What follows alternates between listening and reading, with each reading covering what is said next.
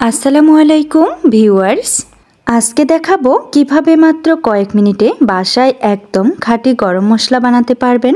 বাজারের চেয়ে অনেক বেশি সুগন্ধি আর নিরাপদ। মশলার ঘ্রাণেই রান্নার আসল জাদু। আর সেই মশলাটা যদি তৈরি করা হয় বাসায় একদম নিজের হাতে, তাহলে তো আর কোনো কথাই নেই। চলুন তাহলে দেখে নিই আজকে এই গরম মশলা আমি কিভাবে বানাবো। এখানে দেখুন একটি প্লেটে আমি সমস্ত গরম মশলাগুলোকে সাজিয়ে নিয়েছি। আর এগুলোর পরিমাপগুলো আমি আপনাদের বলে দিচ্ছি। এখানে নিয়েছি 1 টেবিল চামচ পরিমাণ গোলমরিচ, 1 টেবিল চামচ পরিমাণ লবঙ্গ, 3 টেবিল চামচ পরিমাণ সাদা এলাচ, কালো এলাচের পরিমাণও নিয়েছি 3 টেবিল চামচ।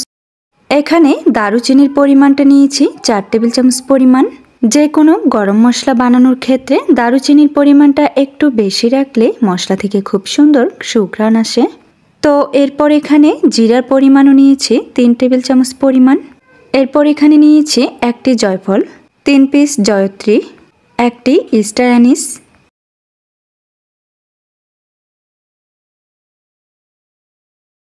এখানে দেখুন শুকনো মরিচ নিয়েছি 4টি। আর মরিচগুলোকে আমি কেটে এর থেকে বিচিগুলো বের করে নিয়েছি। 3টির মতো নিয়েছি তেজপাতা, আর তেজপাতাগুলোকেও ছোট ছোট টুকরো করে কেটে নিয়েছি। এরপর চুলায় একটি প্যান বসিয়ে প্যানটাকে খুব ভালোভাবে গরম করে নিয়ে এখানে সমস্ত মশলাগুলো দিয়ে দিলাম।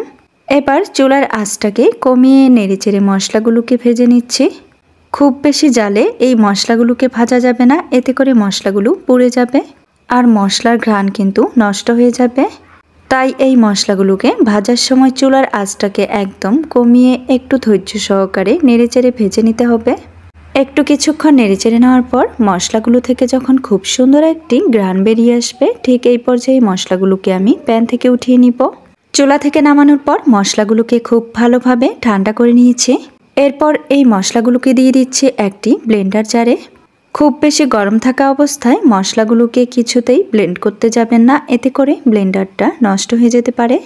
তো এই পর্যায়ে দেখুন মশলাগুলোকে আমি খুব ভালোভাবে ব্লেন্ড করে নিচ্ছি।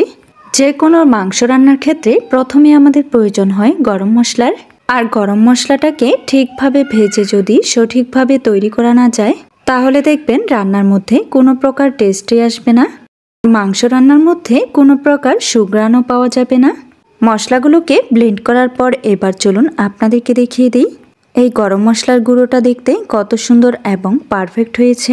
এইভাবে যদি আপনারা বাসায় গরম মশলার গুঁড়ো করে যে কোনো মাংসের তরকারি রান্না করেন, তাহলে দেখবেন খেতে স্বাদ হবে দ্বিগুণ। আশা করছি আমার আজকের এই গরম মশলা রেসিপি সবার কাছে অনেক ভালো লেগেছে। আর যদি ভালো লাগে তাহলে আমার চ্যানেলটিকে সাবস্ক্রাইব করে অবশ্যই পাশে থাকবেন এবং লাইক দিতে ভুলবেন না।